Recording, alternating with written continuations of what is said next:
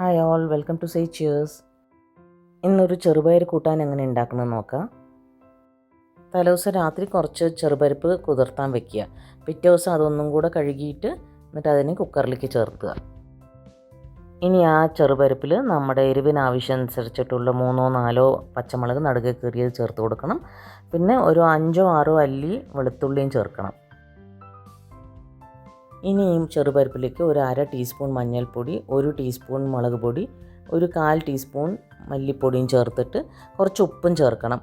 ഉപ്പ് ഞാനിപ്പോൾ ചേർക്കാൻ മറന്നു, ഞാൻ പിന്നെ ചേർത്ത് കൊടുക്കുന്നുണ്ട്. ഇനി ഈ പരിപ്പ് മുങ്ങാനായിട്ടുള്ള വെള്ളം ഒഴിച്ച് കൊടുത്തിട്ട് കുക്കർ അടച്ച് ഒരു 2-3 വിസിൽ വരുന്ന വരെ നമ്മൾ അതിനെ വേവിച്ചെടുക്കണം. ഈ ചെറുപരിപ്പ് വേകുന്ന സമയം കൊണ്ട് നമ്മൾ എന്ത് ചെയ്യണം? ഒരു അരപ്പ് ഉണ്ടാക്കിയെടുക്കണം.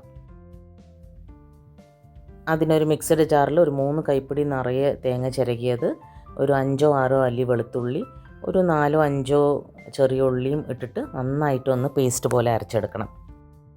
കുക്കറിൻ്റെ പ്രഷർ ഒന്ന് റിലീസായ ശേഷം അത് തുറന്നിട്ട് നമുക്കൊരു കയ്യിലോണ്ടി ചെറുപരിപ്പിനെ നന്നായിട്ടൊന്ന് ഇളക്കി കൊടുക്കാം. നേരത്തെ ഉപ്പിടാൻ മറന്നവർ ഇപ്പം ഇട്ട് കൊടുത്തോളൂ.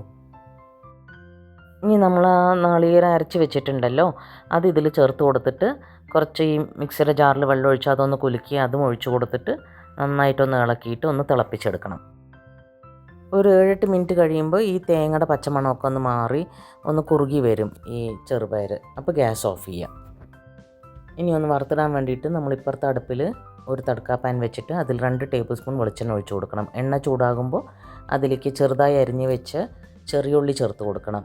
നല്ലോണം ഒരു കൈപ്പിടി നിറയെ എടുത്തോളൂ അരിഞ്ഞ ചെറിയ ഉള്ളി.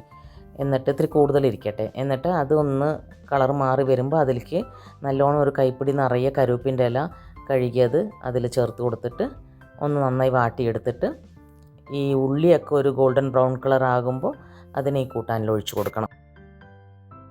ഈ കൂട്ടാൻ ഒന്ന് ആറുമ്പോൾ ഒന്ന് കുറുകി വരും. അപ്പോൾ നമുക്ക് കൺസിസ്റ്റൻസി അഡ്ജസ്റ്റ് ചെയ്യാൻ വേണ്ടിയിട്ട് കുറച്ച് ചുടുവെള്ളം ഒഴിച്ച് കൊടുത്താൽ മതി. ഇത് നമുക്ക് ചോറിൻ്റെ കൂടെയോ ചപ്പാത്തിയുടെ കൂടെയോ കഴിക്കാം.